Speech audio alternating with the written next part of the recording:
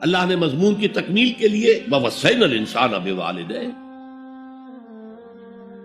اس سے پہلے سورہ عنکبوت میں آیا ہے وَوَصَّيْنَا الْإِنسَانَ بِوَالِدَيْهِ حُسْنًا، ہم نے انسان کو وصیت کی ہے والدین کے حق میں بھلائی کی، نیک سلوک کی۔ اچھا، والدین میں سے والدہ کا معاملہ والد کے مقابلے میں بہت بڑھ کر ہے۔ والد تو آپ کو معلوم ہے جو بھی ایک تعلق ہوا بیوی سے، اس کے بعد کا جو سارا معاملہ ہے وہ تو ماں کے پیٹ میں، ماں کا خون چوس کر وہ بچہ پل رہا ہے۔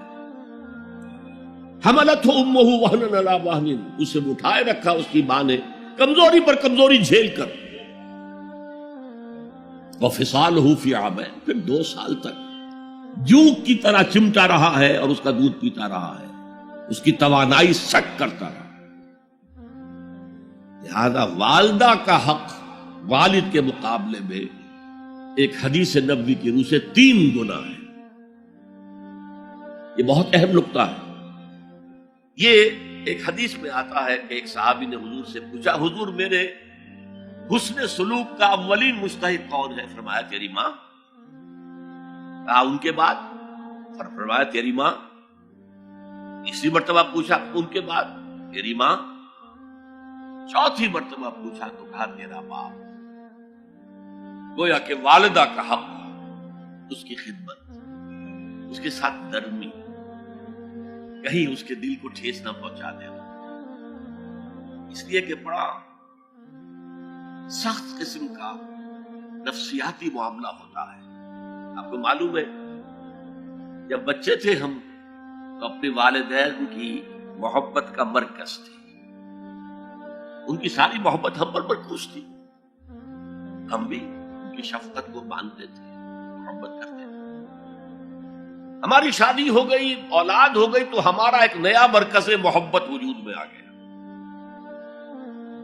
بیوی سے محبت ہے، اولاد سے محبت ہے۔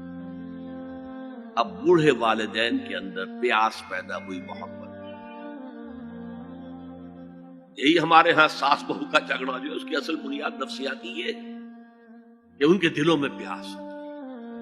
اب اگر ان کی دلجوئی کی جائے، ان کو وقت دیا جائے، ان کے پاس بیٹھا جائے، ان کی باتیں سنی جائیں، تب تو ان کو کچھ نہ کچھ جو ہے تسکین ہوتی ہے، ورنہ ایک بڑا احساس محرومی شدید پیدا ہو جاتا ہے۔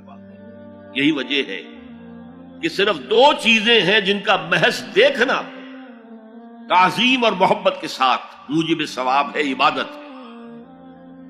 خانہ کعبہ کو محض دیکھنا عبادت ہے، بیٹھ کر تعظیماً دیکھتے رہو، طواف بھی نہیں کر رہے، دیکھنا بھی عبادت، اور بوڑھے والدین کو محبت بھری نگاہ سے دیکھنا عبادت ہے۔ اب یہاں دیکھیے اللہ تعالیٰ کو جیسے کہ کسی جگہ پر فرمایا گیا ان اللہ لا یستحیی من الحق، سورہ احزاب میں ہے کہ تمہارا طرز عمل نبی کے لیے تکلیف دہ تھا، لیکن نبی حیا کی وجہ سے تم سے کچھ کہہ نہیں سکتے۔ تو اللہ کو تو کوئی حیا جو ہے کسی حقیقت کو روک لینے پر آمادہ نہیں کر سکتی۔ تو یہاں اللہ صاف فرما رہا اشکر لی ولوالدیک، پہلا شکر میرا ہے، خالق میں ہوں، والدین کے دل میں شفقت میں نے ڈالی ہے، مقدم شکر میرا ہوگا۔ ولوالدیک، مخلوق میں سب سے زیادہ شکر والدین کے، اور یہ قرآن میں 5 جگہ آیا۔ وَقَضَىٰ رَبُّكَ أَلَّا تَعْبُدُوا إِلَّا إِيَّاهُ وَبِالْوَالِدَيْنِ إِحْسَانًا، سورہ بنی اسرائیل، سورہ بقرہ میں ہے، سورہ نساء میں ہے۔ ان اشکر لی ولوالدیک الی المصیر، لوٹنا تو میری طرف ہے، میں حساب لے لوں گا کہ تم نے میرا بھی شکر ادا کیا تھا یا نہیں، اور اپنے والدین کا بھی شکر ادا کیا تھا یا نہیں۔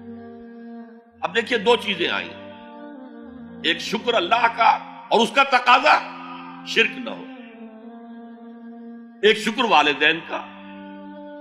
اگر یہ دونوں چیزیں ٹکرا جائیں، کس قدر منطقی ربط ہے قرآن مجید کی آیات میں۔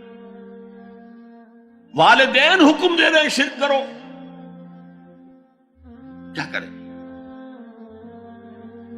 آپ کے علم میں ہوگا حضرت سعد ابن ابی وقاص رضی اللہ تعالی عنہ عشرہ مبشرہ میں نوجوان تھے، ایز اے ٹین ایجر ایمان لائے ہیں حضور۔ باپ کو فوت ہوئے عرصہ ہو گیا تھا، ماں نے بڑی محبت سے، مال بہت چھوڑ گیا تھا باپ، ناز و نام میں پالا۔ اب سعد ایمان لے آئے حضور پر۔ والدہ نے کہا تم نے اپنے باپ کے دین کو چھوڑ دیا، میں جان دے دوں گی اگر تم اس سے واپس نہ آئے، اور اپنے مشرکانہ عقائد کو تم نے دوبارہ اختیار نہ کیا، مرن برت رکھ لیا۔ اب کیا بیت رہی ہوگی، کس قدر سلیم الفطرت نوجوان تھا سعد، جو نوجوانی میں حضور پر ایمان لایا۔ لیکن فطرت کے اندر جو چیز مثبت تھی، والدین کا ادب، اللہ جسے اپنی طرف منسوب کر رہا ہے وہ فطرت ہے۔ اب یہ ٹکرا رہے ہیں، کیا کریں؟ آیت نازل ہوئی، اور یہ آیت سورہ عنکبوت میں بھی ہے، جیسا کہ میں نے بیان کیا کہ نہیں، یہاں اگر وہ تمہیں مجبور کرے، جاہدا کا لفظ بھی یہاں پہ نوٹ کیجئے، اگر تم سے جہاد کرے، یہ جہاد صرف مسلمان نہیں کرتا، جہاد تو کافر بھی کرتا ہے، مشرک بھی کرتا ہے، لیکن جہاد ہے، مجبور کر رہے، پریس کر رہے کہ اپنے آبائی دین میں واپس آ جائے۔ مصعب بن عمیر کو برہنہ مادرزاد کر کے چچا نے نکال دیا، نہایت ناز و نعم میں پلا ہوا ایک نوجوان۔ نہرو جی کے بارے میں کہا جاتا ہے ان کے کپڑے پیرس سے سل کر آتے تھے، ان کا 200 درہم کا جوڑا شام سے تیار ہو کر آتا تھا۔ باپ اتنی دولت چھوڑ گیا، اور جہاں سے مصعب گزر جاتا تھا خوشبو اتنی رچی بسی ہوتی تھی ان کے لباس میں کہ پوری گلی، پورا بازار مہک جا رہا ہے، لوگ ہاں مصعب جا رہا۔ جب ایمان لے آئے، چچا نے کہا دیکھو یہ ساری دولت تمہارے مشرک باپ کی ہے، اب نکل جاؤ گھر سے، تمہارا کوئی حق نہیں ہے۔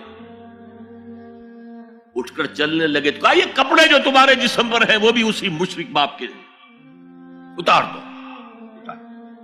مادرزاد برہنہ ہو کر ماں کے پاس آئے، انہوں نے آنکھوں پر ہاتھ رکھے، وہ سب کیا ہوا ہے؟ کہا ماں میں موحد ہو گیا، یہ ہے توحید۔ موحد اپنے آپ کو سمجھنا کچھ اور ہے، زندہ قوت تھی زمانے میں یہ توحید کبھی، اور اب کیا ہے؟ فقط ایک مسئلہ علم کلام۔ وَإِن جَاهَدَاكَ عَلَىٰ أَن تُشْرِكَ بِي مَا لَيْسَ لَكَ بِهِ عِلْمٌ فَلَا تُطِعْهُمَا۔ اچھا یہ دو انداز آتے ہیں شرک کے بارے میں، مَا لَيْسَ لَكَ بِهِ علم، تمہارے پاس کوئی علم نہیں ہے ان ہستیوں کے بارے میں جن کے بارے میں کہا جاتا ہے کہ وہ خدا کی شریک ہے۔ عقل جو ہے یہ عقل انسانی تسلیم نہیں کرتی کہ ایک ہی ارادہ ہے، ایک ہی اسکیم ہے، ایک ہی حکمت ہے، ایک ہی پلان ہے جو پوری کائنات کو اپنے احاطے میں لیے ہوئے۔ یا کہا جاتا ہے ما لم ينزل به سلطانا، کسی ایسی ہستی کو شریک نہ کرو جس کے لیے اللہ نے کوئی سند نہیں اتاری۔ اللہ اگر کہتا میرے ساتھ یہ بھی شریک ہے تو ٹھیک ہے، ہم اللہ کو سجدہ کرتے ہیں، اس کو بھی کر دیتے ہیں۔ جیسے کہ حضور سے کہلوایا گیا ان کان للرحمن ولد فانا اول العابدین، اگر رحمان کا کوئی بیٹا ہوتا سب سے پہلے میں عبادت کرتا اس کی۔ کوئی نہیں ہے، نہ بیٹا ہے نہ بیٹی ہے۔ قل هو اللہ احد اللہ الصمد لم یلد ولم یولد ولم یکن له کفوا احد۔ تو فرمایا وَإِن جَاهَدَاكَ عَلَىٰ أَن تُشْرِكَ بِي مَا لَيْسَ لَكَ بِهِ عِلْمٌ فَلَا تُطِعْهُمَا۔ لیکن یہی توازن دیکھیے، یہ صرف اللہ کے کلام میں ہو سکتا ہے، یہ نہیں کہ پھر ان کو دفاع کرو، ان سے کوئی تعلق نہ رکھو، نہیں۔